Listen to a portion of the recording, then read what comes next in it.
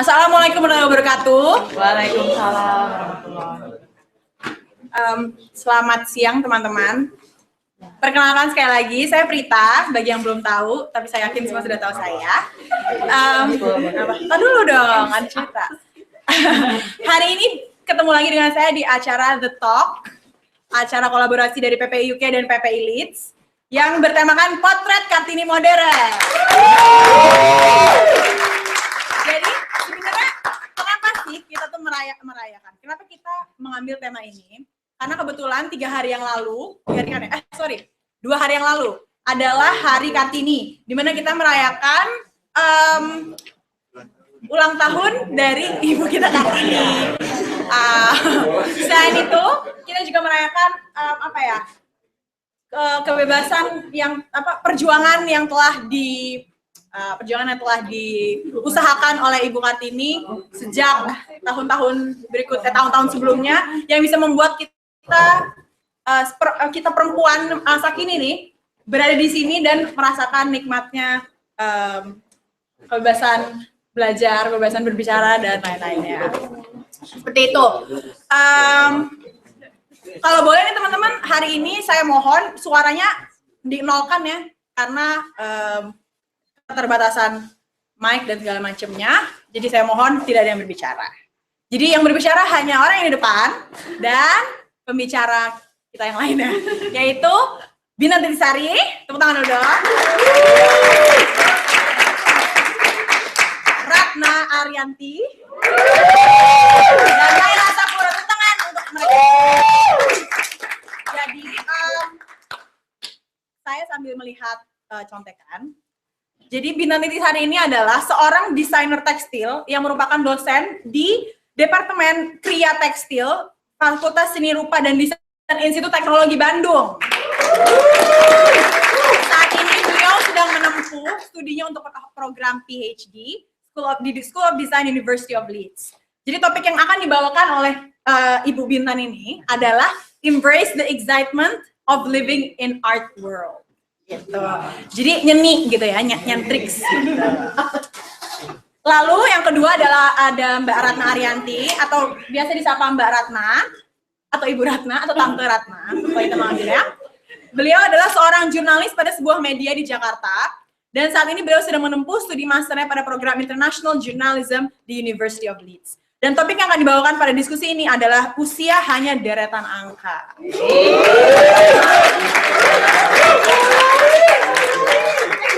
Yang ketiga adalah Tante Maila Sapuro, Tante tetap ya, adalah seorang freelance researcher atau research analyst di World Bank Office. Saat ini beliau sedang mengambil pendidikan master keduanya pada program International Educational Management di University of Leeds, dan topik yang akan dibicarakan hari ini adalah Live My Life to the Fullest 28. Jadi urutan tampilnya akan seperti itu juga. Tapi yang pertama sebelum Mbak Bintan, ada yang mau berbicara dulu, yaitu diri saya. Saya ini adalah MSc International Marketing Management University of Leeds. Udah gitu aja. Saya perempuan biasa, tapi saya berani berbicara. Nah, sebelum mulai acara, ada sambutan dulu dari Ketua PPI Leeds kita, yaitu Bapak Afan. Silakan Pak Afan berdiri tempat yang telah disediakan. Tepuk tangan dulu dong. Assalamualaikum warahmatullahi wabarakatuh. Saya pembicara kedua setelah Mbak Prita. Jadi terima kasih semua teman-teman sudah datang di acara The Talk ini. Acara The Talk ini sebenarnya acara gabungan antara PPI Leeds dan PPI UK.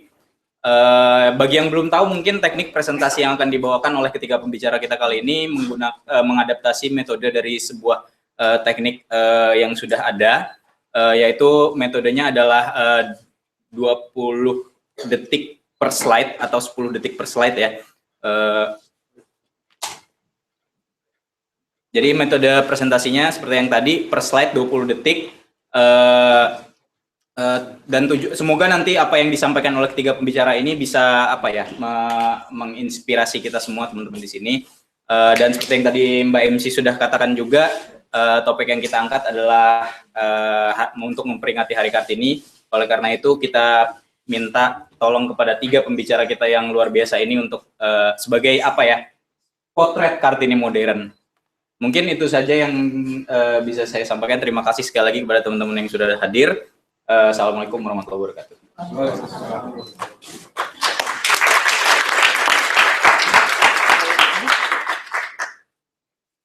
Terima kasih Afan. Nah, sebelum lagi Mbak-mbak ini berbicara, kita warming up dulu teman-teman. Warming up.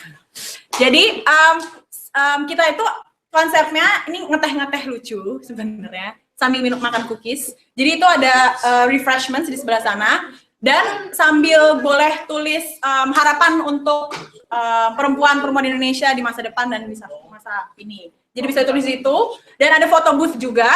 Foto booth itu sebenarnya berbentuk kaca. Kenapa? Jadi buat perempuan-perempuan di sini bisa sambil selfie untuk memotretkan untuk menunjukkan bahwa kalian itu adalah potret Kartini modern gitu.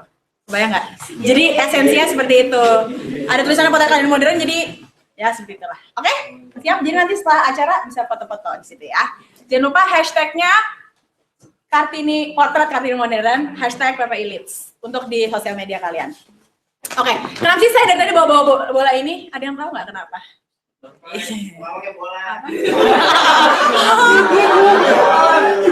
Makasih di complimentary-nya. Menurut saya itu complimentary buat saya. Karena meskipun saya bulat, saya berani berbicara, betul nggak?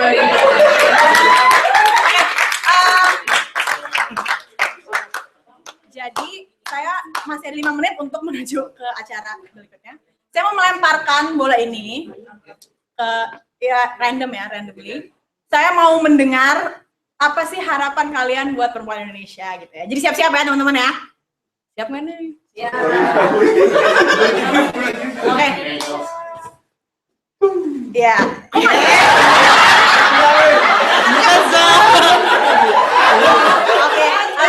Gue maksudnya memang ke Arga. Jadi Arga tolong ya. Coba ini. Oh iya.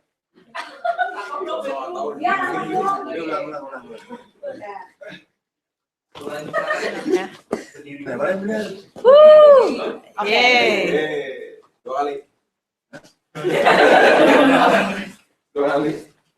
Itu petnya ntar tutup dulu.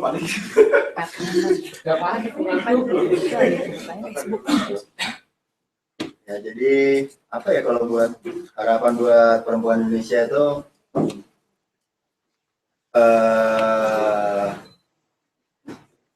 bisa bermanfaat buat negara aja gitu aja. Oke, amin. Jadi bermanfaat buat negara ya perempuan Indonesia. Oke, siap. Negara apa? Negara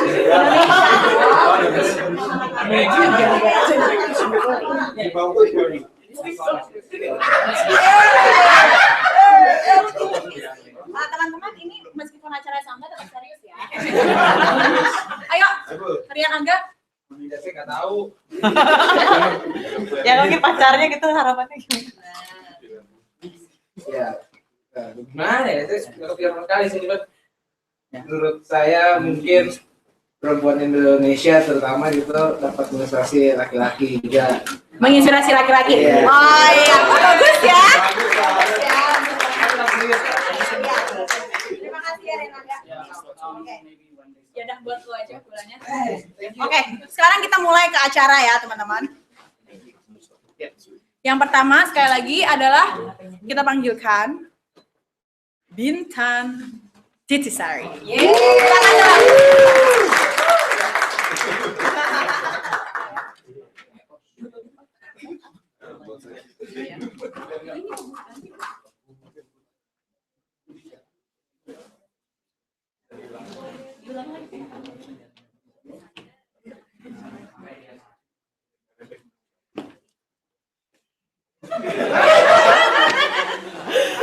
Oke, selamat siang semuanya. Selamat siang semuanya. Oh, tegang banget sih, saya jadi tegang nih. Oke, terima kasih buat PPI Leads sudah ngasih kesempatan saya buat bisa sharing di sini di acara The Talks ini.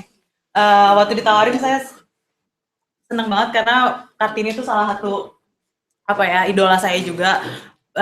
Jadi waktu ditanya mau nggak sharing terus gimana, ceritain aja gitu. Saya senang banget gitu bisa di sini. Oke, topiknya sih judulnya The Art of Living with Passion. Sebenarnya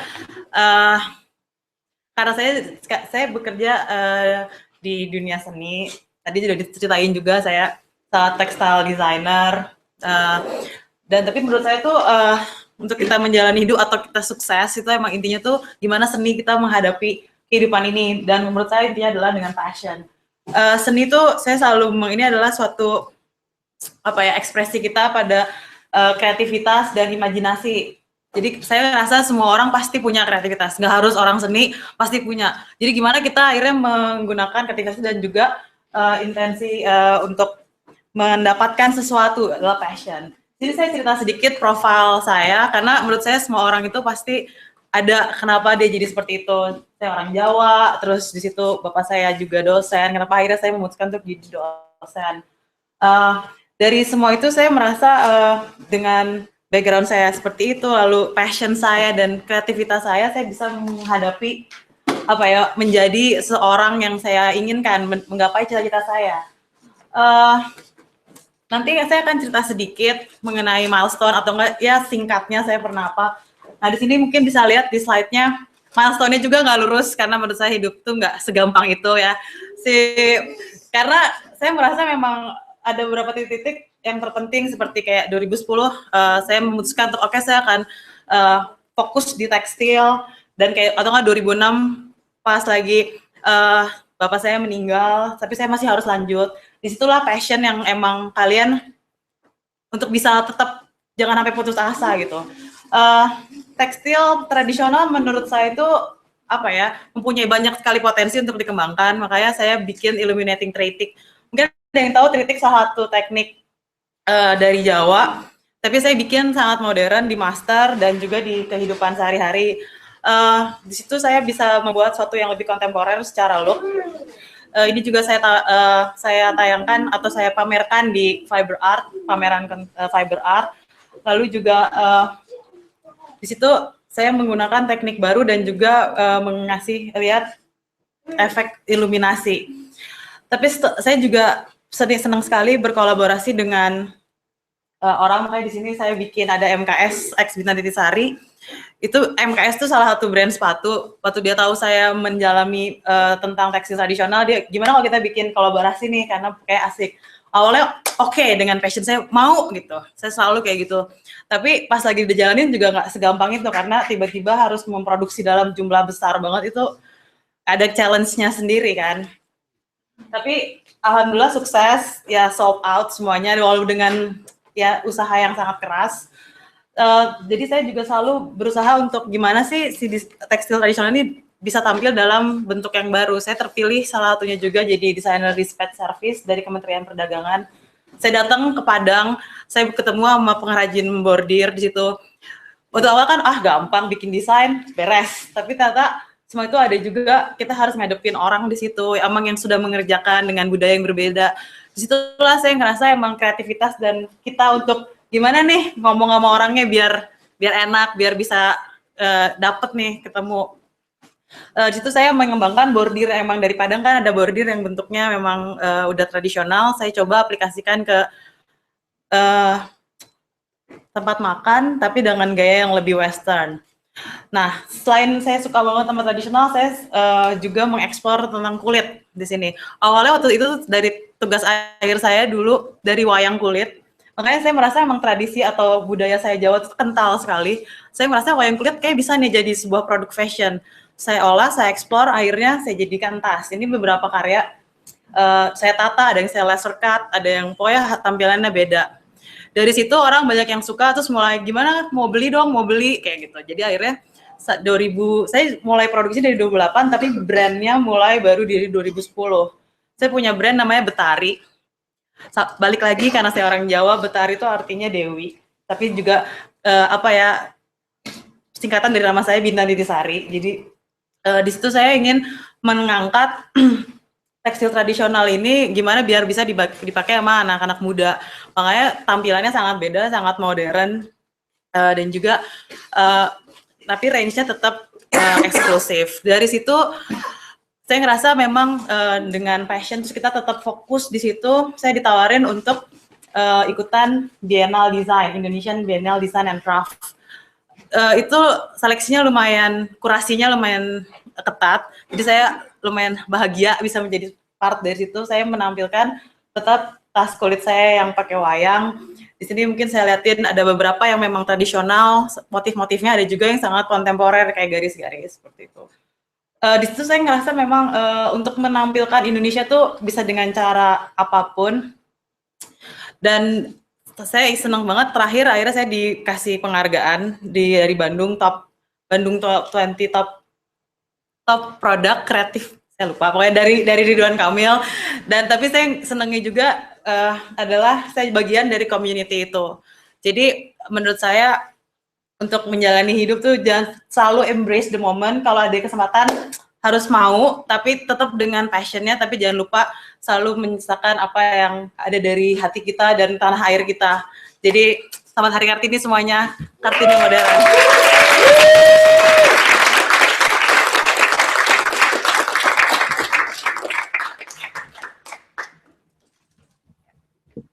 Wah, inspiratif ya teman-teman, inspiratif. Oke, sebelum memulai ke Mbak Ratna nih, udah nampil aja Mbak Ratnanya di sini. Kita ini dulu ya, sesi tanya jawab. Kira-kira ada yang mau bertanya kepada Mbak Bintan, dibuka untuk 2 pertanyaan. Ya, silakan Mbak JP. Ini masih direkam. Iya, sebelumnya Mbak Bintan inspiring banget. Saya salah satu fansnya ya. Aku juga fans Mbak JP. Oh, Saya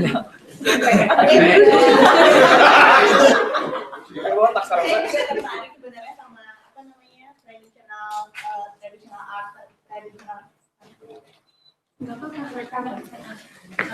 Iya, nah sempat punya keinginan juga untuk bikin sesuatu yang berhubungan dengan traditional art dengan batik. Nah tapi kemarin sempat ada challenge di pembuatan haki. Bisa diceritain nggak gimana cara Mbak Bintan prosedur hakinya seperti apa sampai sekarang bisa selesai? Mau nanya? Ya boleh jawab aja langsung. Oke, makasih JP untuk pertanyaannya. Jadi kalau kita di bidang seni itu memang agak susah ya kalau kita ngomongin haki, karena kalau kita balik lagi ke haki itu bisa dipecah lagi banyak. Misalnya nama brandnya, apakah desainnya. Tapi kalau misalnya contoh nih, misalnya JP bikin batik bentuknya bulat-bulat warna merah misal. Nanti ini akan tiba-tiba ada yang bikin bulat-bulat warna merah marun, beda dikit aja. Itu hakinya udah beda lagi seperti itu. Jadi memang kalau kita ngomongin desain itu lebih baik memang ke nanti namanya brand apa kayak misalnya ada yang tahu Christian Louboutin yang sepatu belakangnya ada merah. Jadi daripada dia menghakikan bentuk sepatunya, desainnya, tapi dia menghakikan alas sepatunya sebagai signature style, lebih ke sana. Tapi itu ntar balik lagi kalau misalnya JP udah mulai. Tapi kalau saya boleh kasih ide atau kasih saran, misalnya mau coba, kalau kita berada di desain, itu memang namanya kreativitas tuh pasti kejar-kejaran. Jadi gimana akhirnya kita menghadapi semua tantangan itu, jadi tetap berkarya aja. Akhirnya nanti akan terlihat sebenarnya gayanya tuh seperti apa. Saya juga mungkin kalau tadi lihat dari milestone-nya, berarti kurang lebih sebenarnya udah hampir 10 tahun ya, hampir 12 tahun lah di dunia ini tekstil. Itu baru kayaknya kerasa 3 tahun terakhir lah orang baru, oh Bintan tuh gayanya desainnya seperti ini, karena konsistensinya seperti itu. Gak ada yang praktis, nggak ada yang instan kalau di dunia desain. Walaupun misalnya nih JP akhirnya menemukan sesuatu yang mutakhir nih, oh desain batik JP gitu misalnya. Terus di launching bagus banget responnya, tetap gimana akhirnya konsistensi itu yang akan dilihat, jangan one hit wonder gitu, kayak selesai habis itu udah. Makanya kalau saya akhirnya passion itu gimana akhirnya memang, karena nanti tantangannya itu lebih besar lagi. Ini baru ngomongin haki tadi kan JP, ntar belum kayak contek-contekan desain, terus daripada akhirnya kayak lebih ke berantem gitu, oh curi desain saya apa segala macam. Kalau saya sih mendingan ya udah bikin yang baru lagi, selalu kreatif kayak gitu. Pasti itu jawabannya. Silakan Afan.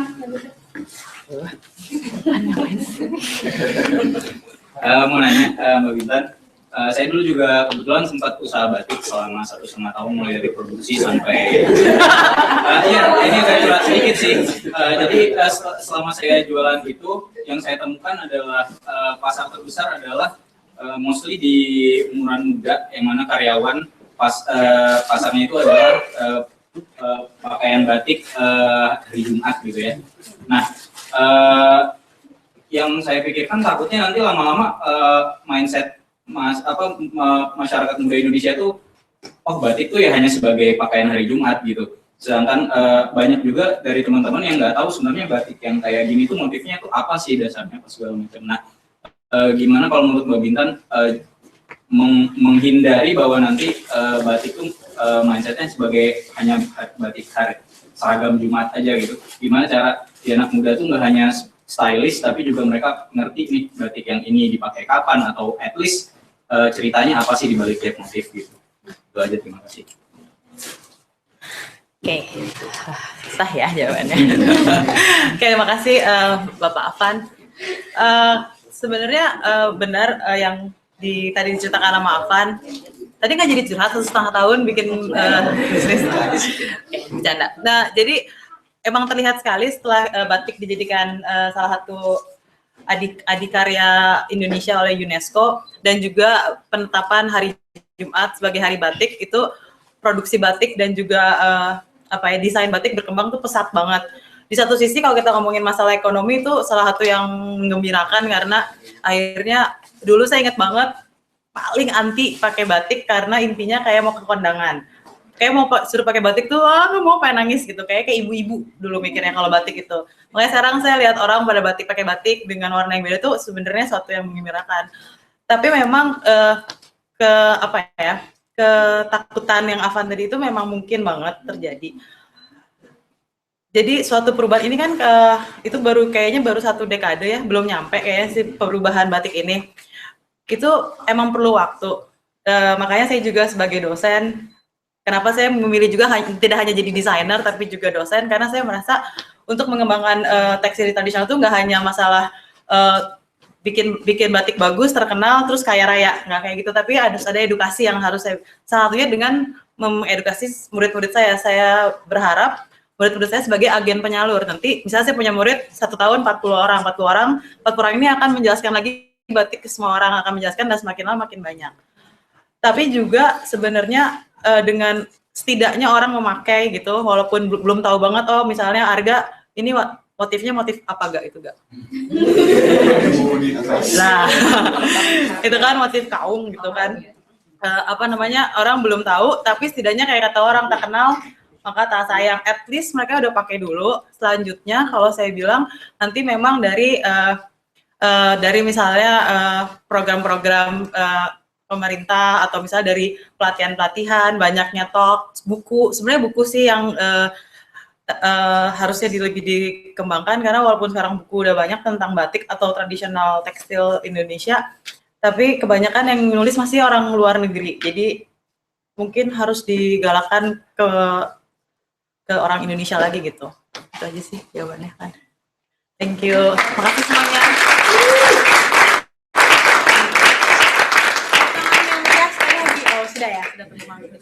Oke, yang bisa saya tangkap dari Mbak Bintan adalah Mbak Bintan itu hidup dengan passionnya. Jadi kalau kata Mbak Bintan tadi, saya lihat contekan dikit ya. Udah saya rangkum sedikit. Pokoknya jalani hidup, embrace the moment, dan hidup dengan passion. Dan jangan melupakan tanah air kita gitu. Jadi memang potret Kartini modern ya Mbak Bintan ini ya, salah satunya. Oke. Terima kasih. Oke.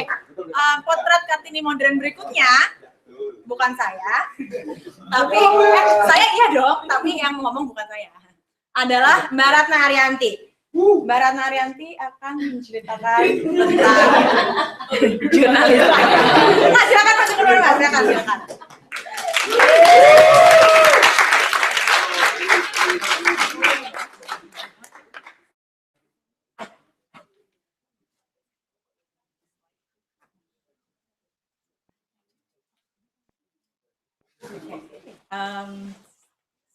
Terima kasih atas kesempatan yang diberikan oleh PPI Leeds kepada saya. Nama saya Ratna, sekarang saya bekerja di Bisnis Indonesia sebagai jurnalis. Ini sudah tahun ke-13 ya, saya jadi wartawannya. Dari tahun 2003, berarti sekarang 2016 ya? 2013. Waktu pertama kali saya dihubungi, saya sempat bertanya, aduh, kenapa mesti saya gitu? Saya nggak ngerasa saya punya pencapaian yang besar gitu ya. Kadang-kadang kita suka kayak gitu ya, kita membiarkan bubble ya, kalau ada komik tuh ya, gelembung percakapan di dalam pikiran kita itu membatasi kita.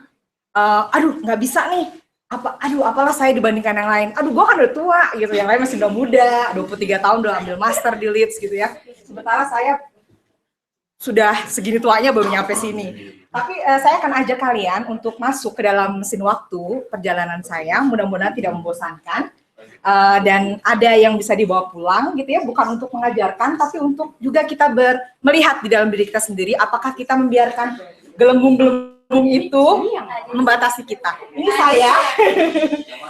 saya yang paling dua dari kanan ya. Saya waktu itu di sekolah menengah kejuruan. Ini juga karena saya membatasi diri saya berasal dari keluarga yang tidak berada.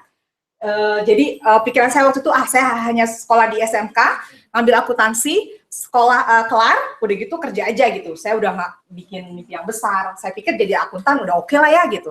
Jadi saya masuk jadi SMK, terus ibu saya juga senang-senang saja gitu ya, karena nggak ada role model di dalam keluarga saya yang menempuh pendidikan sampai tinggi, apalagi ke luar negeri. Tapi akhirnya ketika saya kelas 3, saya pikir kelas 3 SMK ya, saya pikir aduh akuntansi bukan saya. Saya bisa muntah-muntah kalau saya ngerjain laporan keuangan. Jadi setelah saya lulus dari kelas 3 SMK, saya ambil 1 bulan setengah untuk mengejar ketertinggalan saya guna mengikuti UMPTN. Jadi saya akhirnya masuk ke FISIP UNS, dan ini adalah saya menjadi wartawan. Saya mengalahkan gelembung percakapan di dalam diri saya yang membatasi saya dan bilang bahwa saya nggak bisa apa-apa. Perjalanan saya juga mengantarkan saya menjadi wartawan finansial dan mengikuti pelatihan di Berlin bersama dengan jurnalis-jurnalis lain dari Afrika dan Asia. Ini 3-4 bulan tahun 2011, 5 tahun yang lalu ya, sungguh perjalanan yang buat saya beyond juga gitu ya, karena kita bisa sharing. Ini saya, karena pekerjaan wartawan menghasilkan saya untuk berganti ke desk lain. Ini saya di wartawan politik. Bisa dikenali siapa di belakang saya ya? Saya duduk, dia berdiri. Bukan karena saya jauh lebih terhormat, tapi karena waktu itu saya baru bangun tidur, sedang membaca buku, dan beliau sedang berjalan dari depan ke belakang di pesawat kepresidenan. Waktu itu sedang meliput ke Brazil ya. Ini kami bersama-sama dengan para menteri ketika Menteri Kabinet Indonesia Bersatu bubar, lalu kami foto bersama. Perjalanan saya menjadi jurnalis juga mengantarkan saya untuk berorganisasi di Aliansi Jurnalis Independen ya. Kalau Anda rekan-rekan pernah mendengar sekali ya, organisasi ini adalah yang paling progresif dan independen. Dibentuk sebelum reformasi 1998. Para founding father-nya adalah wartawan-wartawan muda, dan harus dipenjara waktu itu karena menentang Soeharto. Kami juga bekerja sama, Aliansi Jurnalis Independen bekerja sama dengan lembaga lain seperti LBH Jakarta. Foto ini adalah salah satu di mana kami membantu LBH Jakarta yang waktu itu kesulitan dana karena tidak ada lagi funding. Menjadi wartawan juga penuh ancaman ya, walaupun sekarang sudah reformasi, tapi kita tahu masih ada tantangan bagi wartawan. Salah satu ancaman terbesarnya adalah dibunuh. Ini salah satu rekan kami, Udin, yang sampai sekarang masih belum selesai kasusnya, membongkar korupsi, lalu bayarannya adalah nyawa gitu ya. Saya lagi bersama dengan rekan-rekan Aliansi Jurnalis Independen mengikuti pelatihan di Belanda, bagaimana kita memanfaatkan new media sebagai salah satu sarana untuk bertukar informasi dan membangun networking sesama jurnalis di Indonesia. Menarik sekali karena ini juga yang akhirnya mengantarkan saya pada pertanyaan, setelah ini apa gitu ya? Udah puluhan tahun jadi wartawan gitu kan. Usia saya 34 waktu itu. Ketika saya berpikir, mungkin ini waktunya saya break sebentar. Saya mau sekolah. Tapi lagi-lagi gelembung itu datang. Si balon percakapan komik dalam hidup saya itu, aduh udah deh ngapain sih, udahlah. Udah nyaman ya, udah ritme kerjanya juga sudah ketahuan. Saya nggak ngerasa terancam dalam pekerjaan. Tapi enggak deh, kayaknya ada yang harus saya lakukan. Untungnya saya ketemu pemberi beasiswa yang mau menerima aplikasi di usia-usia yang sudah tidak muda ini. Jadi ini saya. Ini juga tidak mudah karena saya 2 kali ikut chevening, ikut aplikasi chevening. Dua-duanya keterima, tapi yang pertama saya nggak bisa berangkat karena gelembung itu lagi datang. Bilang, udah deh, nggak usah terlalu muluk-muluk gitu ya. Susah loh, nanti susah loh, bahasa Inggrisnya susah loh, ntar gimana ngerjain tugasnya gitu. Nah akhirnya saya berhasil mengalahkan itu. Aplikasi pertama saya gagal karena saya nggak dapat LOA, telat untuk submit ke panitia. Lalu saya coba lagi tahun kedua, dan alhamdulillah keterima, masuk di Leeds, ketemu dengan rekan-rekan yang muda-muda, segar-segar dan cantik-cantik dan ganteng-ganteng, dan berprestasi. Leeds sendiri sebenarnya membuka peluang besar sekali untuk para mature students ya. Saya pernah ketemu Su, usianya 65 tahun dan sedang mengambil undergrad cultural studies, studi budaya ya. Jadi usia itu sebenarnya bukan halangan apapun itu. Kalau misalnya sekarang masih ada mimpi yang belum dicapai, harapan yang belum digapai, jangan sampai usia itu akhirnya membatasi kita untuk meraih. Dan yang lebih penting lagi adalah bahwa kita itu sebenarnya adalah penentu dari gelembung-gelembung yang ada di dalam pikiran kita sendiri. Kalau kita bilang kita bisa, kita pasti bisa. Akan ada jalan yang menentukan dan mengarahkan tujuan kita ke arah yang kita cita-citakan. Mudah-mudahan ini bisa bermanfaat bagi semua.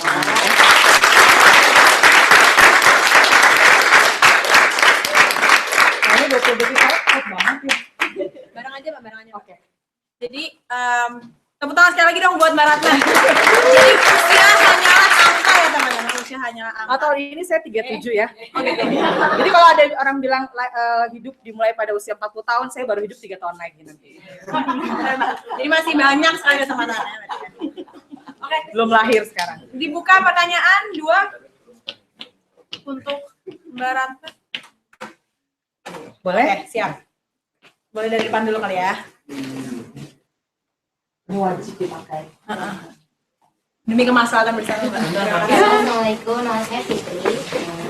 Saya mau nanya terkait kerjaan badminton.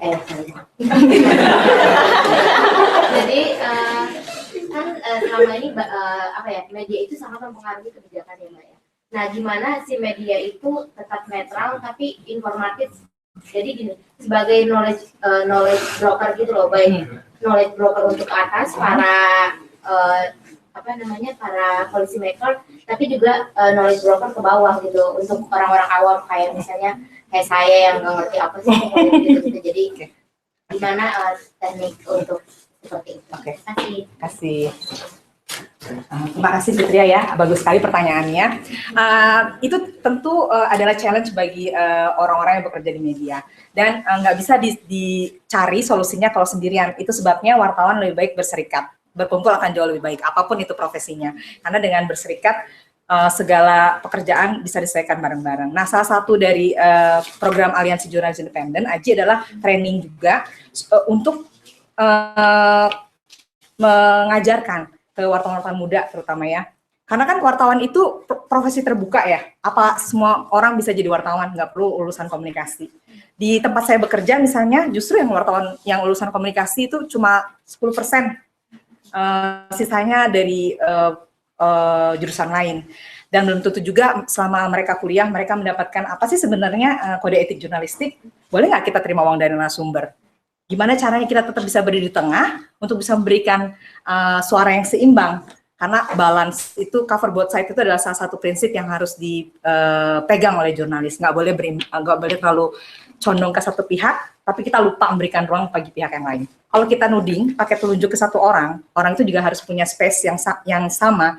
Sama bukan berarti harus besar ruangnya juga ya, tapi dia punya suara yang kita tampung tertampung di dalam tulisan atau produk kita, misalnya tayangan televisi. Nah, pelatihan-pelatihan itu penting karena sekarang tantangannya adalah justru bukan lagi dari luar, tapi dari dalam. Ingat bahwa politisi juga memiliki media. Dan itu masih menjadi pekerjaan rumah besar karena campur tangan pemilik media itu seringkali jauh lebih besar daripada eksternal ya.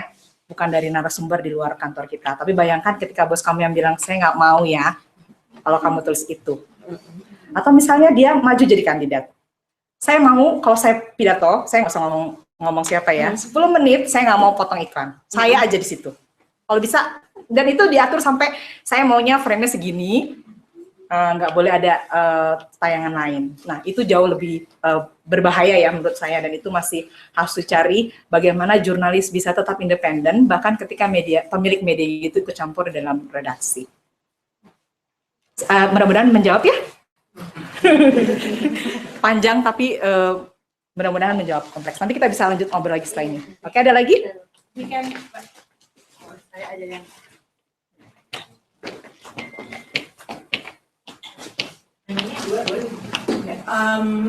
boleh nanya Mbak? Ya udah. Ada satu lagi yang mau nanya. Oh ada. Oh Oke. iya ya. Oke, aku persingkat aja. Nama saya Nika dari University of Leeds. Saya mau nanya Mbak Ratna tentang hubungan Mbak Ratna dengan para laki-laki. Yang pertama, di dunia di industri media jurnalistik pasti wartawan tuh masih mayoritas pria, apalagi turun lapangan dan sebagainya. Pernah nggak sih Mbak menghadapi tantangan atas misalnya dari diskriminasi seperti itu dan bagaimana cara Mbak mengatasinya? Kemudian yang kedua adalah saya tahu Mbak Ratna sudah berkeluarga, kemudian bagaimana Mbak tetap konsisten dengan karir Mbak seperti ini dan balancing juga dengan kehidupan. Oke. Terima kasih.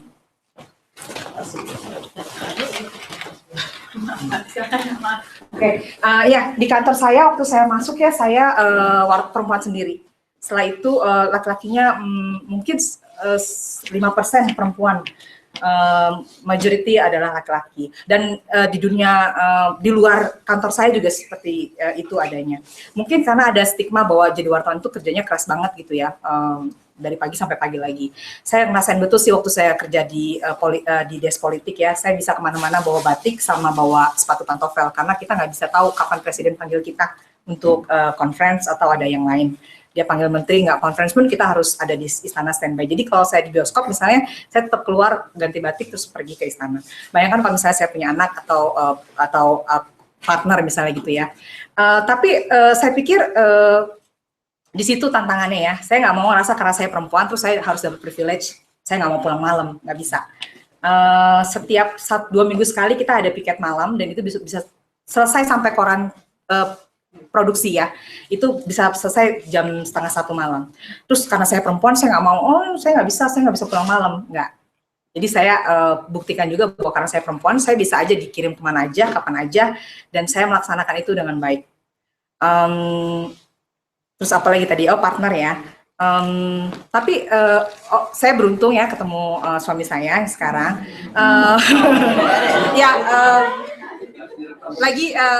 Jangan sampai kita perempuan dipaksa, didikte oleh apa yang dibentuk oleh masyarakat.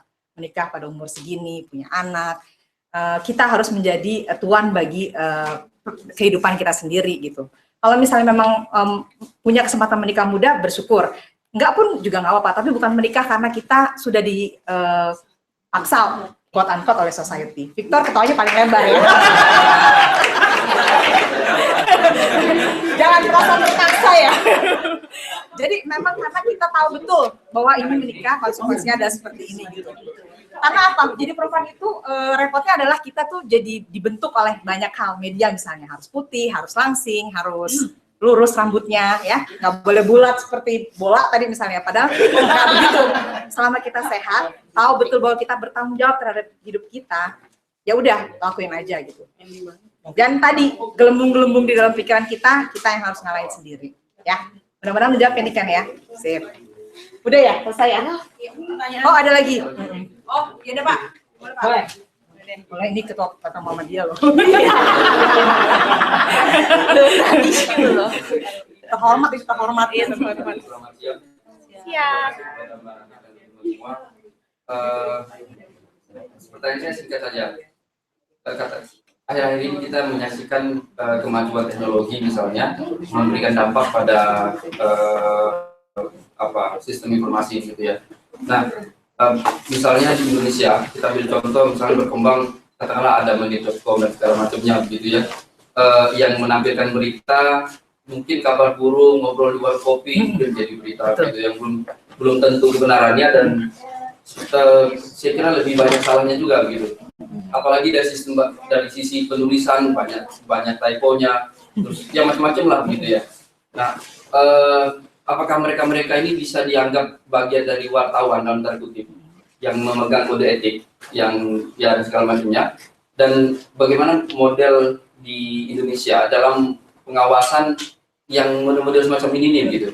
Ya kalau yang sudah established ya barangkali mereka sudah lebih punya sistem ini ya, sudah lebih terjaga lah. Meskipun ada tendensi-tendensi tertentu misalnya di beberapa media punya tendensi tertentu, saya kira itu wajar saja gitu ya, seperti Mbak sampaikan pemilik maunya begini, terus yang ini maunya tidak ada iklan ya, walaupun mungkin kita tahulah siapa orangnya begitu ya gitu. Tetapi yang model yang lain yang mungkin bekerja yang penting cepat saja gitu, terlepas dari validasi dan segala macamnya gitu. Nah, bagaimana model pengawasan dan sudah sejauh mana gitu? Apakah bisa ditindak yang model-model begitu atau enggak gitu? Oke. Makasih Pak. Oke, kita sudah tidak lagi menyelesaikan tidak menyelesaikan sengketa pers melalui pengadilan, melalui polisi. Jadi kalau bisa semua selesaikan di Dewan Pers. Karena Dewan Pers memiliki mekanisme sendiri mengenai sengketa. Kalau misalnya salah satu berita yang merugikan, kita bisa lapor ke Dewan Pers untuk nanti Dewan Pers melakukan verifikasi. Mereka memiliki flow sendiri untuk memanggil media tersebut dan menyelesaikan sengketa bersama-sama dengan pelapor. Saya sendiri juga cukup concern ya terhadap banyaknya media-media yang abal-abal ini ya. Nah, kalau misalnya tanggung jawab kita sebagai readers adalah bahwa kita cukup tahu bahwa kita juga membekali diri kita dengan informasi yang benar. Kalau misalnya memang kita paham betul bahwa media itu bukan media yang terpercaya, jangan kita ikut mengklik dan men-sharekan. Kita berarti ikut berpartisipasi terhadap penyebarluasan informasi yang nggak betul, ya. Apalagi sekarang ya, aduh kayaknya tuh misalnya tentang satu kandidat politik bisa jadi jahat banget ya, kayak sinetron yang jahat-jahat banget, yang baik-baik banget ya. Padahal media harus tetap memberikan ruang yang untuk debat dan sebagainya, tapi dari sumber-sumber yang terpercaya. Dewan Pers memiliki mekanisme untuk memverifikasi wartawan. Wartawan juga memiliki, sekarang ada namanya sertifikasi di beberapa daerah, narasumber yang memiliki, yang knowledgeable soal ini, mereka akan tanya, udah pernah ikut sertifikasi wartawan belum? Kalau sudah, berarti wartawan itu sudah melewati ujian, yang salah satunya adalah kode etik jurnalistik. Jadi dia nggak akan memberikan informasi atau melaporkan wawancara yang dilakukannya sambil tidur. Jadi dia nggak pernah nelpon misalnya, dari hayalan, atau misalnya mereka-reka. Kalau lulus sertifikasi itu dilakukan oleh beberapa lembaga, salah satunya adalah Aliansi Jurnalis Independen juga. Saya termasuk yang sudah lulus, alhamdulillah ya. Dan itu banyak sekali tahapannya. Nanti misalnya ada simulasi studi kasus, kalau misalnya kayak begini, nanti gimana? Berbenturan nggak dengan kode etik? Hanya wartawan-wartawan yang tahu betul kode etik jurnalistik dan kode etik organisasi, di mana dia berserikat, itu yang bisa lulus. Gitu ya Pak ya? Mudah-mudahan menjelaskan, kayak bikin esai ini kayaknya, soalnya pertanyaannya kompleks. Mudah-mudahan 3.000 kata masih fair ya. Jangan dikasih 69 Pak, mentok 70 aja Pak ya. Iya, distinction dong Pak.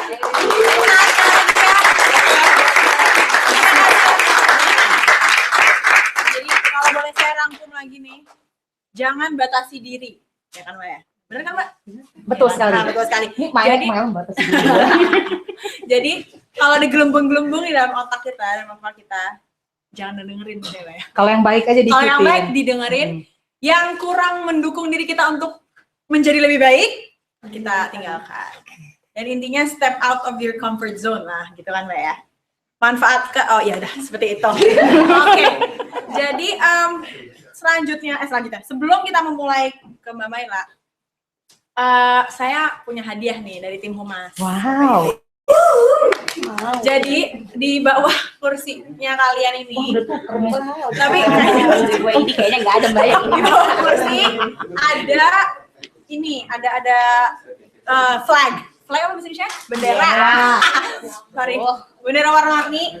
Jadi yang beruntung, 2 orang yang beruntung dapat voucher 5 pound off Thai Edge. Jadi boleh dicek di bawah kursinya masing-masing. Siapa tuh?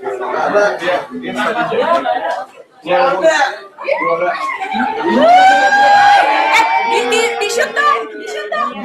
Yang dapat gila. Yeay. Gila.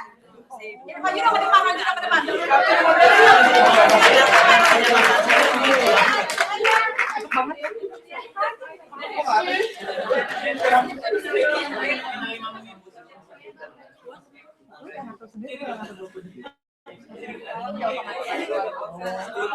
Oke, sini dong. Iya,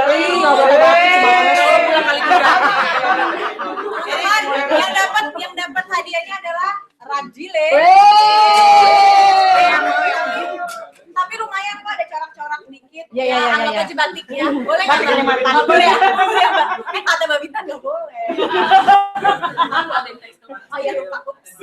Oke, Dil, mohon maaf di sini Dil. Nah, slide. Coba Dil, sebutkan dong Dil harapan-harapan buat perempuan Indonesia dan apa langkah Radile nih untuk Radile biar asik nama. Oh, sebelum Radila untuk apa? Menjadi potret Kartini modern seperti kata Johannes Sianturi. Harapan gue. Oh ini boleh kalau pikir. Sorry. Harapan flat 28. Masa bawa kalian sih. Harapan saya buat perempuan Indonesia, bingung juga ya, saya banyak banget sih harapannya sebenarnya. Saya mau, mungkin karena background saya pernah kerja dengan perempuan, harapannya adalah bagaimana tuh perempuan bisa mandiri.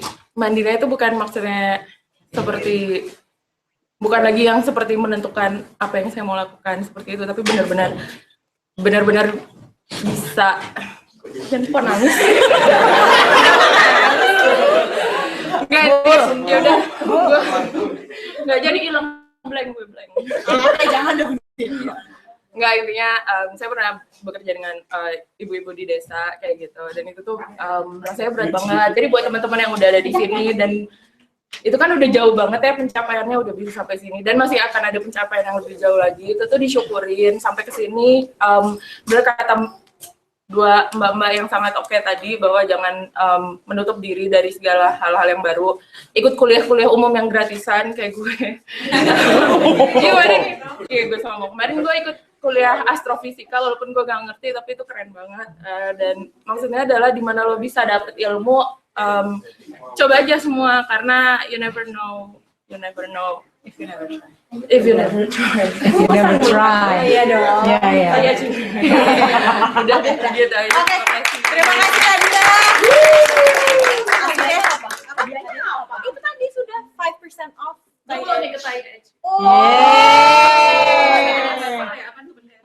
Apa? 5% off? Beli lumayan kan Mbak? Oke, terima kasih Radila sekali lagi. Selanjutnya pembicara kita terakhir Mbak Maila.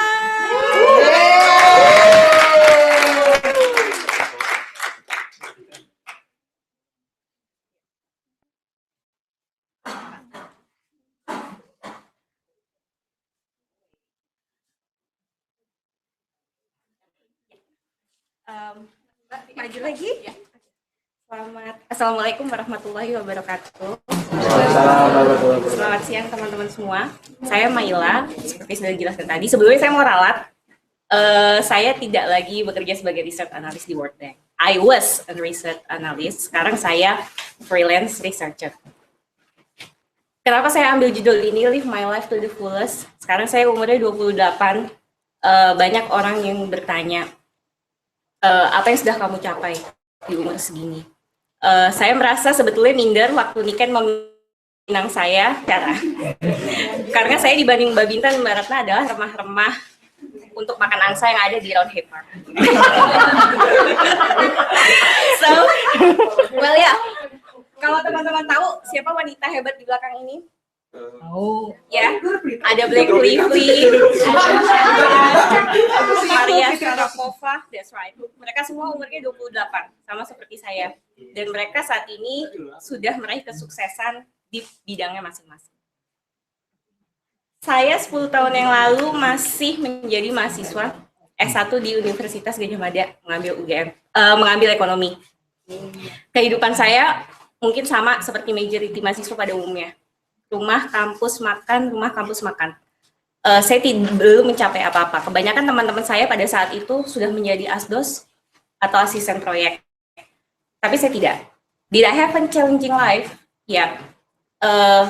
Karena waktu itu saya sudah, pada saat saya menjalani master pertama saya tahun 2010, di situ saya bertemu seorang dosen yang mengajarkan saya salah satu skill yang sangat unik. Karena background saya adalah ekonomi, saya ahli di dalam satu analytical software yang namanya Stata. Sampai kemudian pada tahun 2012, dosen saya menawari saya, apakah kamu mau untuk mendaftar bekerja di World Bank? Nah, 5 tahun yang lalu, April 2012, saya masih ingat pertama kali saya diterima di World Bank, saya menjadi research analyst di Education Unit. Di situ saya expert di bidang early childhood education, dan beberapa bidang lainnya yang ada di di pendidikan. Ini adalah musuh terbesar saya. Saya menganalogikan ini adalah sebagai bos saya, karena saya takut pada bulan-bulan pertama setiap saya datang rasanya kayaknya bos saya itu megang senapan. Karena beliau, saya manggilnya, he was very harsh, very demanding, and so on. Kemudian what did I do untuk menghadapi musuh terbesar saya? I watch, I learn, and I do the right thing. Dan jangan lupa di dunia kerja, apalagi di lembaga besar seperti World Bank dan lembaga lainnya, attitude dan manner itu sangat penting. Saya melakukan apa yang menurut saya benar. Saya buktikan kepada bos saya yang tadinya meng-underestimate saya bahwa you were nothing. But I work smart and I work hard. Sampai akhirnya saya menjadi salah satu author di buku yang tadi sudah teman-teman lihat. Itu adalah pencapaian terbesar saya sampai saat ini. Ini adalah teman-teman saya. Ingat bahwa ketika kamu menghadapi masalah, merekalah di pekerjaan yang akan menjadi sahabat sejati. Di situ kalian bisa lihat siapa yang sebetulnya menjadi musuh atau menjadi teman. Nah, my working experience has inspired me sampai akhirnya saya mengambil master kedua saya di Education Management. Sebelumnya saya mengambil Economics. Karena saya berpikir masih banyak tantangan yang dihadapi di dunia pendidikan. Kemudian ketika saya bertanya sama teman saya, I think I should change the word. I said to her, and then she said, how? And I said, using my brain and arms. Karena saya tahu kekuatan saya adalah knowledge. Saya bisa merubah atau changing the world melalui hal-hal terkecil. Dan saya fokus terhadap research. Disitulah passion saya sekarang. Teman-teman jangan lupa bahwa you have to step now. No procrastination again.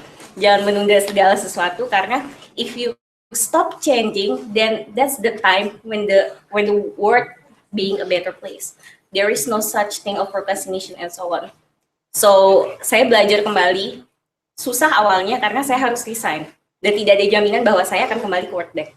Itu mungkin perbedaan saya, karena sekarang saya statusnya student, saya belum tahu nih balik ke Indonesia mau jadi apa.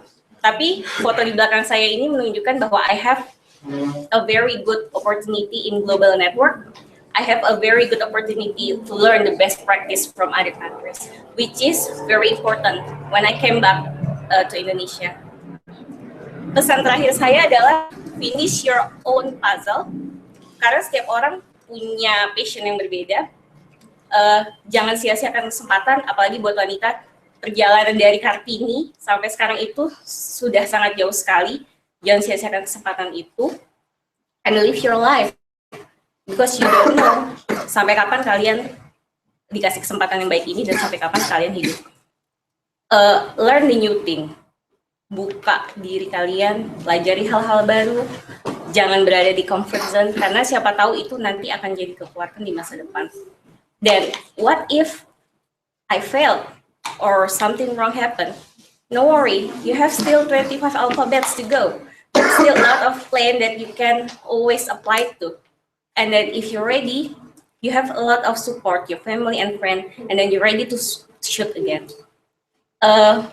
Ini peribahasa yang diambil dari salah satu surat Kartini.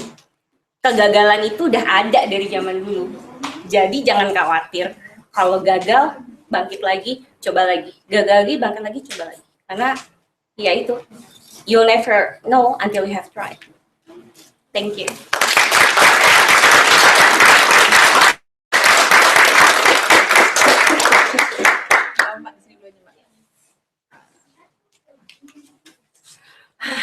Yang terakhir ini ya, ini banget ya.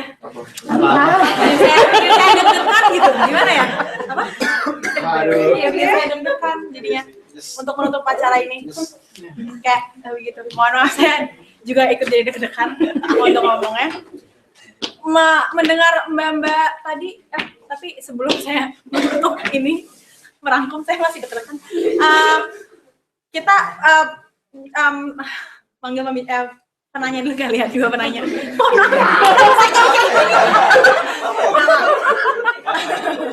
Saya asik, saya asik. Apa? Tersentuh, iya betul itu. Oke, dua orang penanya, silakan. Uni, aduh, takut nih kalau cek. Dunia akhirat nih kayaknya. Assalamualaikum warahmatullahi wabarakatuh. Saya mau tanya sama Mbak Maila, sebagai peneliti researcher di bidang pendidikan itu, seperti yang kita lihat di Indonesia, kayak pendidikan di daerah itu masih sangat beda jauh sama pendidikan di kota-kota besar. Sebagai seorang peneliti itu, Mbak Maila melihat kasus seperti itu seperti apa? Maksudnya, effort apa sih yang bisa kita lakukan sebagai peneliti, sebagai pendidik, sebagai nanti buat teman yang bakal pulang, yang dari sini dapat ilmu banyak sekali yang bisa di-share, itu gimana sih caranya sebenarnya dia bisa paling tidak bisa apa ya, kalau nggak bisa balance, bisa lebih baik dari yang pernah kita punya dulu. Terima kasih. Thank you. Terima kasih. Ini. Nah,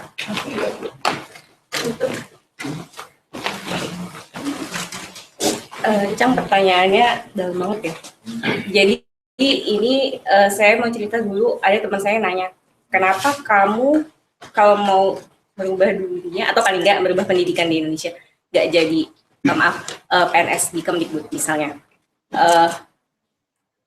Itu pertanyaannya nohok banget, tapi saya berpikir bahwa menjadi seorang researcher atau research analis atau analis data analis apapun itu namanya, bergerak di bidang riset atau data, itu punya ruang fleksibilitas sendiri. Kita tidak dibatasi oleh aturan atau atasan yang mendikte kita, gitu. Dan saya di situ menjadi seorang researcher membuka peluang untuk mengembangkan berbagai macam ide.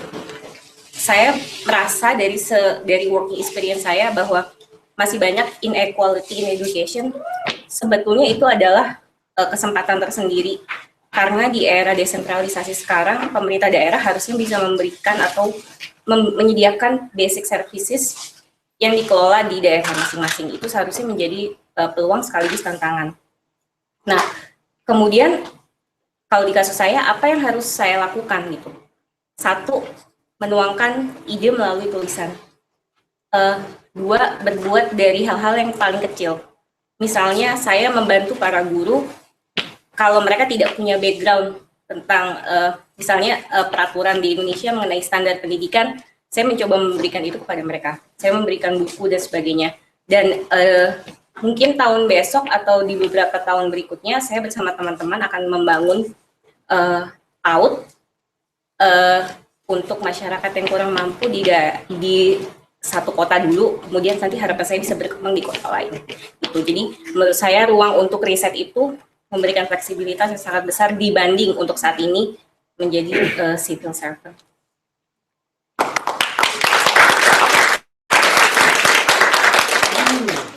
Oke, pertanyaan selanjutnya.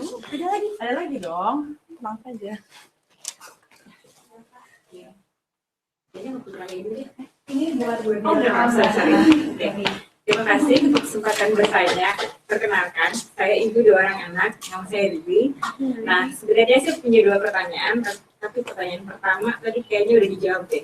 Jadi pertanyaan kedua aja, langsung pertanyaannya adalah, jika nanti Dek Maila punya anak, kira-kira apa sih nilai utama yang ingin ditanamkan ke anaknya? Itu aja.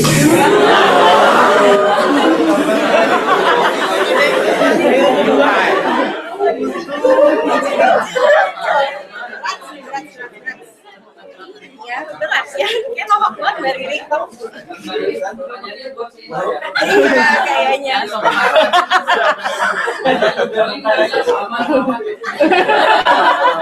Bobita tadi juga jawab. Mungkin ini jawabannya bukan tergantung ya, cuman bisa berbeda antar orang. Tapi kalau saya punya sudut pandang, kalau dari saya kejujuran, iya, yang harus saya tanamkan. Dari situ berangkat, maksudnya ketika hati dan perilaku dan ucapan itu sudah mencerminkan kejujuran, saya pikir gimana ya? Itu nanti akan membuat jalan depan tuh mulus gitu. Jadi kita kalau segala sesuatu itu kita awali dengan kebohongan, nanti ke depan akan ditutupi lagi dengan kebohongan yang lebih besar. Jadi itu adalah awal menurut saya menjadi seorang yang lebih baik. Bagus ya. Lagi? Sudah cukup. Thank you. Itu tuh nanti mau nanya.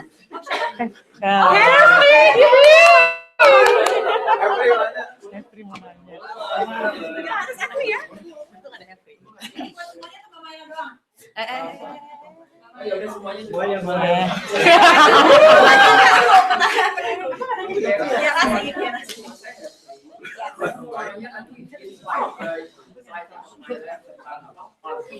Yang mana? Puzzle. Puzzle. Jadi nggak cuma Mbak Maila aja sih, kayak Mbak Maila, Mbak Bintan, Mbak Ratna, ada nggak sih tips buat assembling your pieces of puzzle di saat lo tuh apa ya, kayak you don't know what to do next. Karena itu yang paling susah gitu. Kalau kita misalnya saya gitu, kayak jadi curhat saya sendiri. Enggak, kita juga curhat loh.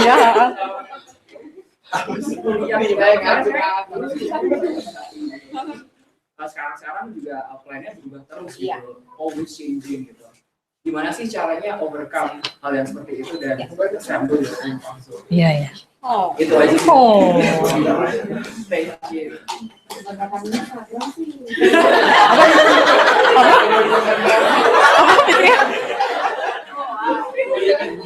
Nanti dijawab untuk kebanyakan loh. That is exactly the thing that happened to me. Background saya itu ekonomi, saya nggak ada background pendidikan sama sekali. Tapi ketika memasuki dunia kerja, kemudian saya menyadari bahwa passion saya akhirnya adalah di ekonomi dan pendidikan, which is economics of education. Jadi, kemudian yang pertama saya lakukan adalah saya mapping di mana kekuatan saya, mapping di mana kelemahan saya. Kemudian dari situ saya bikin bagan. Mungkin ini beda-beda ya setiap orang alternatifnya. Tapi kemudian dari situ saya tahu, oh yang harus saya lakukan in the short term adalah ini. Kemudian kamu bikin goal yang besar. In the next 5 or 10 years, what are you gonna be? Dari situ kamu bisa memetakan sebenarnya perencanaan yang harus kamu raih itu seperti apa. Gimana? Make sense? Ya. Terima kasih.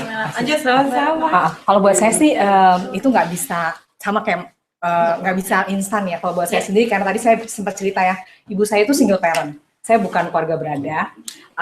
Saya nggak dibesarkan bersama dengan ayah saya, jadi ibu saya sendiri besarin saya. Dan pekerjaan ibu saya itu informal banget.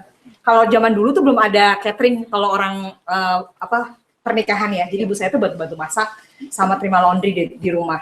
Jadi buat saya tuh puzzle dari waktu saya masih SMP SMA itu nggak pernah sesuatu yang grande, nggak besar gitu. Saya cuma pengen sekolah tadi SMK ya, akuntansi, terus belajar dengan baik, keluar saya jadi waktu kecil saya cuma malah pengen kerja di toko, karena anak kecil itu impiannya itu kan ditentukan oleh kehidupan di sekitar dia ya. Nah, kehidupan di sekitar saya itu walaupun saya tinggal di Jakarta, tapi saya tinggal di rural ya, di kampung, di daerah Jakarta Barat ya.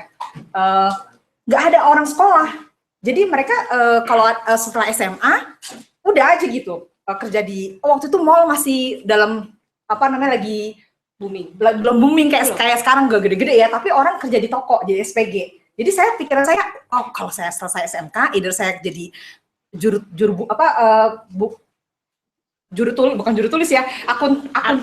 akuntan sederhana gitu ya, atau kerja di toko, itu aja udah. Tapi saya beruntung, ibu saya itu nggak sekolah, tapi dia tahu betul bahwa pendidikan itu akan mengubah. Dia tuh kayak jendela yang bukain kita ke opportunity yang lebih banyak. Aduh, saya nggak mikir ke luar negeri, saya cuma mikir saya pengen SMK, terus saya selesai sekolah kerja. Kuliah, aduh nanti dulu deh, nanti kalau saya bisa, kalau dapat kerja saya kuliah. Tapi setelah di kelas 3 SMA itu saya pikir itu titik balik. Saya lupa kejadiannya gimana, tapi saya pikir, aduh saya nggak mau nyerah sama kehidupan. Pasti ada jalannya. Kuliah gimana, hidup pokoknya saya mau kuliah aja. Dan saya tahu kalau masuk UMPTN itu murah. Jadi kelas 3 itu setelah saya belajar dulu supaya saya lulus baik ya, kebetulan saya lulus terbaik ya di angkatan saya waktu SMK. Terus iya, tapi SMK ya nggak kepake buat UMPTN. Karena belajar bahasa Inggris saya bahasa Inggris tata buku, ya matematikanya matematika tata buku juga yang debit kredit. Saya nggak ngerti sosiologi, saya nggak belajar antropologi. Padahal kalau saya mau UMPTN saya harus belajar itu. Jadi gimana? Saya belajar dari teman saya yang SMA, pinjam dong bukunya, terus saya ikut kayak persiapan UMPTN. Uangnya dari mana? Saya nabung dari uang jajan yang dikasih ibu saya itu ya. Terus udah gitu saya ikut UMPTN. Saya tahu diri saya nggak milih UI. Aduh, saya 3 bulan belajar mungkin nggak akan sama dengan orang yang 3 tahun belajar di SMA. Saya milih komunikasi UI, Pajajaran dan UNS Solo. Saya dapat di Solo. Saya salah satunya lulusan SMK ya, seangkatan saya di FISIP UNS itu ya.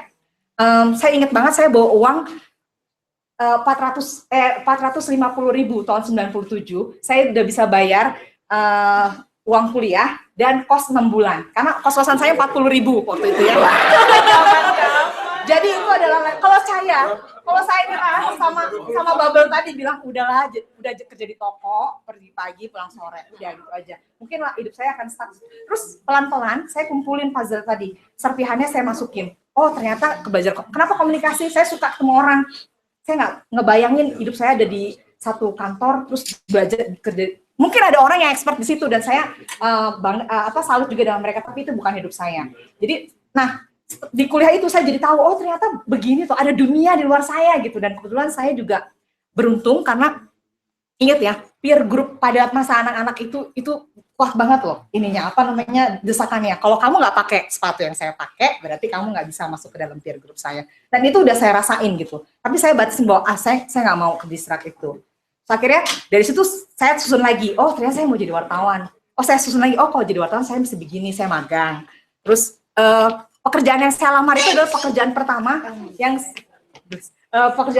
saya lamar. Jadi saya nggak pernah wawancara di tempat lain. Saya pertama kali kirim surat lamaran, pertama kali wawancara kerja di tempat saya sekarang. Entah loyal, entah nggak mau berkembang ya. Tapi saya merasa bahwa kantor saya sudah memberikan saya ruang begitu banyak gitu ya untuk bisa bepergian, menjalani peliputan di tempat-tempat yang berbeda, tempat untuk berkembang. Jadi saya merasa bahwa di situ tempatnya. Nah, ketika udah 10 tahun lebih, saya berpikir lagi, saya mau ngapain nih? Ya, saya coba ngajar di Paramadina ya, dosen luar biasa. Oh, kalau mau jadi dosen ternyata harus belajar lagi karena ada cara penulisan akademis yang berbeda dengan cara penulisan yang saya tahu. Jadi saya nggak berhenti. Nah, kepingan itu nggak datang kayak dari langit gitu ya. Kita 7 hari 7 malam nggak tidur gitu ya. Terus tiba-tiba ini puzzle kamu yang berikutnya gitu. Itu didapat ketika kita berbicara dengan orang. bukan orang-orang yang mungkin besar ya, yang tiap hari kita lihat namanya di media gitu, tapi orang-orang yang ordinary people yang kita lihat setiap hari itu bisa jadi itu juga akan jadi orang yang membantu kita menemukan puzzle kita. Dan jangan berhenti itu aja. Kalau saya berhenti, mungkin sekarang cuma jadi kepala SPG. Saya nggak merendahkan ya. Saya pikir pekerjaan apapun itu baik. Tapi bahwa saya ada di sini, saya sangat bersyukur dan saya berpikir bahwa ini adalah jasa ibu saya juga gitu. Pendidikan itu memang paling penting ya. Jadi kita paham betul bahwa kita punya dignity, nggak cuma materi gitu. Ya. Tapi jangan juga jadi miskin ya. Jangan juga jadi miskin, jangan. Iya. Terakhir, apa sih? Ini dalam Oke, jadi bingung jawabannya udah bagus. Oke, tadi Jeffrey, jawabannya gimana menginikan puzzle dan kalau itunya beda-beda ya, apa? Biasanya aku cuma basically nanya aja kayak plan ataupun apa sih kayak visi kita ke depan kan gitu. Gimana sih kayak mempertahankan passion yang kita punya gitu. Oke, sebenarnya kalau tadi dibandingkan dengan itu, saya termasuk orang yang nggak punya plan. Walaupun tadi saya berbicara tentang passion, saya tahu passion saya adalah saya mengajar dan berjualan. Maksudnya saya suka trading karena kayak apa aja saya jual gitu. Maksudnya benar-benar maksudnya kayak sekarang aja gitu, sekarang misalnya teman saya cuma cerita doang gitu, saya punya flat nih baru jadi, mau saya tawarin nggak ke teman saya, ntar marketing fee ya gitu. Itu tapi sesuatu yang memang karakter kita gitu, pasti ntar balik masing-masing punya. Cuman saya tahu saya ada di daerah situ, tapi walaupun akhirnya jualan, saya tadi nggak cerita di slide saya pernah nyobain jualan rawon. Saya pernah punya bisnis makanan 2 tahun jualan rawon, karena tadi saya bilang saya selalu passion kayak yaudah saya coba dulu. Kalau saya tipenya gimana saya menginikan puzzle adalah kalau saya coba dulu. Saya tipenya yang nubruk, salah sakit belajar, nubruk salah sakit belajar. Kalau saya, karena saya anaknya nggak bisa dikasih tahu. Maksudnya jangan nanti rugi loh. Tapi kan bisa aja untung gitu. Menurut saya suatu itu pasti ada 2 sisi, untung atau rugi. Gak mungkin tengah-tengah menurut saya. Hitam apa putih? Gak mungkin di abu-abu. Sukses apa gagal? Gagal berarti mungkin belum sukses ya, enggak, itu gagal menurut saya. Jadi setiap ada kesempatan nanti di hidup, misalnya kita pasti ada kesempatan. Nah kebetulan kalau saya merasa Allah Tuhan itu kalau di hidup saya itu cara mengujinya adalah ngasih terus yang saya pengen. Jadi saya cuma mikir buka rawon, terus saya anaknya emang nekat, saya ngomong iseng, Mbak, saya bisa nggak buka rawon di Pujasera ini? Meyakinkan, oh iya boleh. Terus boleh nih beneran, saya coba. 2 tahun kemudian nggak bisa deh, ternyata saya nggak bisa. Tapi saya tahu, saya nggak akan lagi di makanan, karena bisnis tuh walaupun jualan, bisnis makanan, bisnis barang, bisnis jasa, bisnis apapun jatuhnya beda. Makanan tuh kayak punya anak, harus tiap hari diurusin, nggak bisa ditinggal, misalnya kayak gitu. Terus misalnya saya juga jujur pernah waktu saya ikutan choir game gitu, mungkin saya jadi penyanyi kali ya. Ya tapi maksudnya itu pasti tiap orang ada kayak gitu ya, kayak apa saya jadi apa ya gitu. Tapi saya waktu itu akhirnya saya choir game ke Xiamen di Cina, saya menang 2 emas 2 perak. Maksudnya oke, tapi saya tahu enggak, kayaknya saya stres banget, mau nyanyi stres, mau pemanasan stres, makan es krim suara hilang apa. Menurut saya enggak itu. Jadi gimana akhirnya puzzle itu akan terkumpul, sebenarnya itu akan terkumpul dengan sendirinya asalkan kita dengerin intuisi. Jadi saya merasa semakin saya sering nubruk dan gagal, terus saya bangkit lagi, gagal, bangkit lagi, saya makin terasah intuisinya. Ini berarti saatnya saya untuk move. Tapi ada saatnya kalau emang intuisinya masih bilang, coba lagi, coba aja lagi. Karena nggak pernah ada yang bilangin, umur kamu udah mau 30, udah nggak bisa nih saatnya coba-coba. Menurut saya nggak. Mau sampai umur 60, misalnya masih mau coba. Saya ingat banget, mungkin ini terkesan sangat klise, tapi menurut saya, karena saya anaknya selalu penasaran, kayak gimana sih rasanya gitu. Jadi dulu saya anak seni rupa di ITB, semua anak itu rambutnya di di skinhead, di skinhead dalamnya gitu. Nah dulu saya di seni rupa juga gayanya nggak terlalu nyeni gitu, karena dulu banyak lah, karena saya dari orang Jawa ya kayak gitu, ibu saya mana boleh, terus udah gitu ya waktu itu nggak boleh sama teman dekat dan segala macam. Terus akhirnya terus misalnya udah sampai S2 beres, tapi sejujurnya sih masih penasaran aja, bukan pengen sok keren. Gimana sih rasanya? Karena kalau gimbal saya nggak penasaran gitu. Kayak itu saya penasaran aja gitu. Akhirnya saya umurnya udah berapa ya? Kayak waktu itu udah kayaknya nggak pantas, udah jadi dosen bahkan. Cobain aja di skinhead gitu. Terus mau diikut aja deg-degan, terus tapi nggak cobain tetap cobain sampai akhirnya udah berapa bulan udahlah emang bukan tapi at least saya nggak penasaran lagi gitu. Jadi puzzle itu relatif ya, menurut saya tiap orang ceritanya beda-beda. Ada yang mungkin orangnya plan A, karena menurut saya hidup saya semuanya setelah saya planning bubar. Saya nggak planning S3, ternyata harus S3 gitu. Saya planningnya kayaknya saya mau di ITB, nungguin 5 tahun nggak diangkat-angkat, sedih nggak dibayar gitu kan. Yang lain udah pada gajinya 2 digit, saya nggak ada gaji gitu kan. Terus udahlah dapat binus aja, udah mau binus keterima PNS. Jadi kayak kadang-kadang tuh memang hidup tuh harus diikutin aja alurnya kemana, jangan dipaksain. Dan kalau kayak jujur nih, saya sebenarnya ada satu yang saya belum cerita tadi, karena ya cuma 10 detik, cepet banget 20 detik. Brand saya ini kayaknya akan harus berhenti karena saya PhD. Terus sebenarnya kayak baru terjadi kayak 2 minggu kemarin ini, sedih banget, sedih kayak patah hati. Cuman mungkin memang saya juga harus realistis, saya jauh, saya PhD, dan ngurus bisnis itu nggak segampang ngedipin mata terus beres gitu. Jadi emang kadang-kadang kalian kamu harus milih, tapi ya udah saya akhirnya mungkin saya bukan di bisnis nggak, tapi mungkin belum, atau saya harus di sini dulu atau nggak tahu what's next gitu sih. Ya, terima kasih.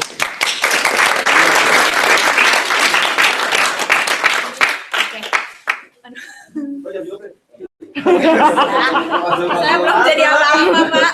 Insya Allah ya, segera ya. Ntar lagi saya bisa menjawab pertanyaan itu. Mau nangis lebay. Oke. Terima kasih ya Mbak Ratna, Mbak Maila, Mbak Nintan atas sharingnya yang menurut saya sih sangat inspiratif dan mudah-mudahan akan saya apply di hidup saya. Amin. Jadi yang bisa saya rangkum dari ketiganya adalah, ya ampun saya terharu banget. Gimana ya? Jadi yang pertama, jalani passionmu, jangan batasi diri, dan step now, don't procrastinate. Nah itu yang bisa saya rangkum dari ketiganya. Dan ini nggak hanya diapply oleh laki-laki, oleh perempuan, tapi juga oleh laki-laki. Dan siapa tahu laki-lakinya bisa mendapatkan perempuan yang sangat inspiratif. Jadi buat yang ingin punya ini pasangan nih, ya. Ke situ lagi. Ya kan di sini semua isinya. Di sini juga boleh. Saya doakan semoga calon istrinya adalah yang inspiratif. Dan yang akan menjadi calon istri, dan menjadi calon ibu, dan menjadi perempuan-perempuan hebat, dapat terus berkarya dan memajukan diri sendiri, dan juga membanggakan bangsa negara Indonesia. Gitu. Udah ya, kurang klimaks ya gue ya.